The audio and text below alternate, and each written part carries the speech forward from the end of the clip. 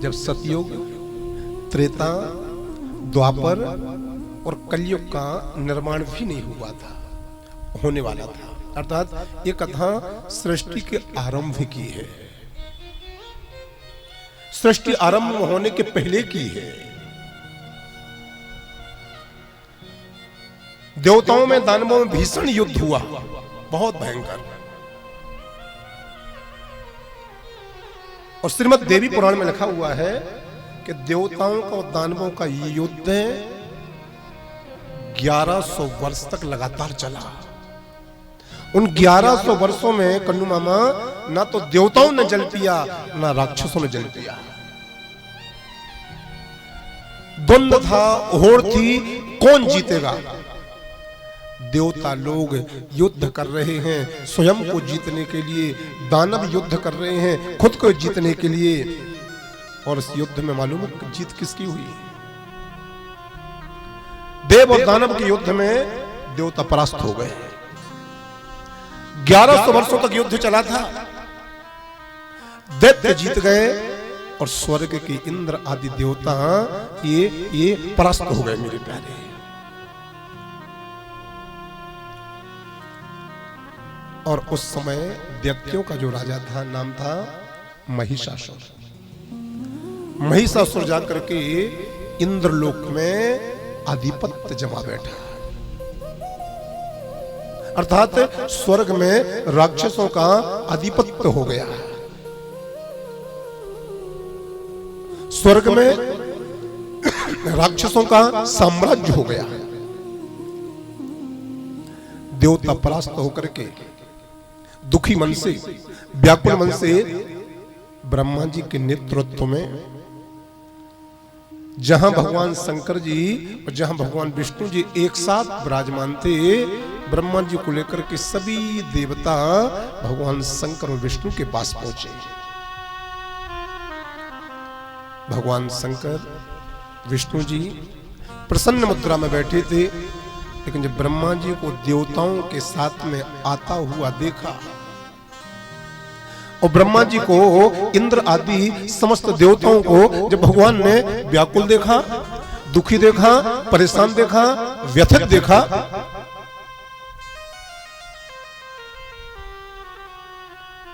भगवान विष्णु जी खड़े हो गए, भगवान शंकर जी खड़े हो गए। ब्रह्मा जी को भगवान ने गले से लगाया, ब्रह्मा क्या हुआ? इतने परेशान क्यों हो? इतने दुखी क्यों दिखाई दे रहे हो? नेत्रों से अश्रु की धारा क्यों झलक रही है? जब भगवान श्री नारायण ने और भगवान शंकर ने ब्रह्मा जी से कहा, तब ब्रह्मा जी बोले, नाथ आपको मालूम तो होगा ही कि पिछले 1100 वर्षों से दैत्यों का, देवताओं का भीषण युद्ध चल रहा था, और 1100 वर्षों के बाद का परिणाम ये निकला युद्ध का कि देवता परास्त हो चुके। दानवों ने अर्थात राक्षसों ने स्वर्ग पर आधिपत्य जमा लिया है, और दैत्यों का जो राजा है महिषासुर, वो जाकर के इंद्र पद पर आसीन हो गया है। अर्थात आज सत्य परास्त हो गया और ये असत्य अधर्म जीत गया। और स्वर्ग की सिंहासन पर अधर्म राजा बन गया है, अर्थात सारे संसार में अब अधर्म की स्थापना होगी।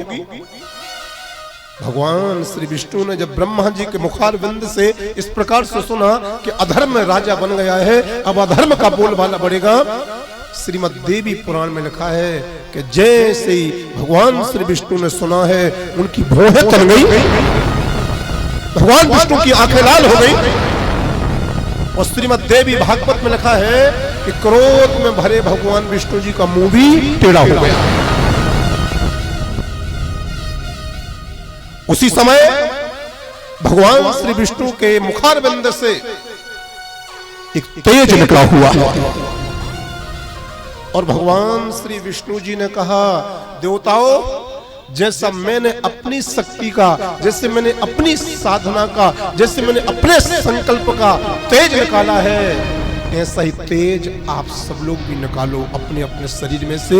जिन जिन ने तप किया हो, जिन जिन की तपस्या हो, जिन जिन की साधना हो, जिन जिन की भक्ति हो, जिन जिन की उपासना हो, आप सब लोग अपना तेज निकालो। भगवान विष्णु जी के कहने से शंकर भगवान ने अपना तेज निकाला, ब्रह्मा जी ने अपने शरीर में से तेज निकाला, इंद्र ने अपना तेज निकाला, दिक्पालों ने अपना तेज निकाला, लोकपालों ने अपना तेज निकाला, वसुओं ने अपना तेज निकाला। जब समस्त 33 कोटि के देवताओं ने अपना तेज निकाला, देखते ही देखते वो तेज एक पहाड़ का रूप ले गया मेरे प्यारे। जितनी आकृति विशाल विशाल पर्वत श्रृंखला की होती है, जितनी विशाल आकृति ही एक पर्वत की होती है, समस्त देवताओं का तेज एक पहाड़ के रूप में बन गया। अब वो तेज कैसा था भानुबाबू जी? क्रोध का। वो तेज था क्रोध का। भगवान विष्णु जी का भी क्रोध का तेज था, शंकर जी का भी क्रोध का तेज था, ब्रह्मा जी का भी क्रोध का तेज था, इंद्र आदि देवताओं का भी तेज क्रोध का था। तो क्रोध का जो रूप है वो काला होता है। कैसा होता है? काला। प्रेम का जो तेज होता है वो श्वेत होता है। क्रोध का जो तेज होता है वो काला होता है। 33 कोटि देवी देवताओं का तब तेज निकला, वो पहाड़ जैसी आकृति बना ली, देखने में भयंकर काला था। और भगवान श्री हरि ने ब्रह्मा जी और भगवान शंकर जी को साथ में लेकर के जो अपने अपने शरीर से तेज निकाला था, भगवान श्री विष्णु ने संकल्प लिया और संकल्प लेकर के जैसे वो संकल्प का जल उस काले पहाड़ के जैसे तेज पर प्रोक्षण किया, तो देखते ही देखते उस काले काले पहाड़ में से एक सुंदर आकृति बनी और वो आकृति भगवती देवी दुर्गा मैया के रूप लेकर के प्रकट हो गई। तो ये देवी, मैं पहले बोल चुका था जब कथा प्रारंभ होती, तो देवी ने क्या कहा था? ब्रह्मा, ना तो मैं नर हूं ना मैं नारी हूं, मैं नर का भी तेज हूं और मैं नारी का भी तेज हूं। अकेला कोई मुझे नारी नहीं कह सकता है, अकेला मुझे कोई नर भी नहीं कह सकता है। 33 कोटि देवी देवताओं का जो तेज था उसने पहाड़ का रूप बनाया। भगवान ने संकल्प लेकर के जैसे जल का प्रोक्षण किया, वो पहाड़ जैसे आकृति वाला काला तेज एक सुंदर भगवती जगदम्बा का रूप लेकर के संसार में प्रकट हो गई मेरे प्यारे।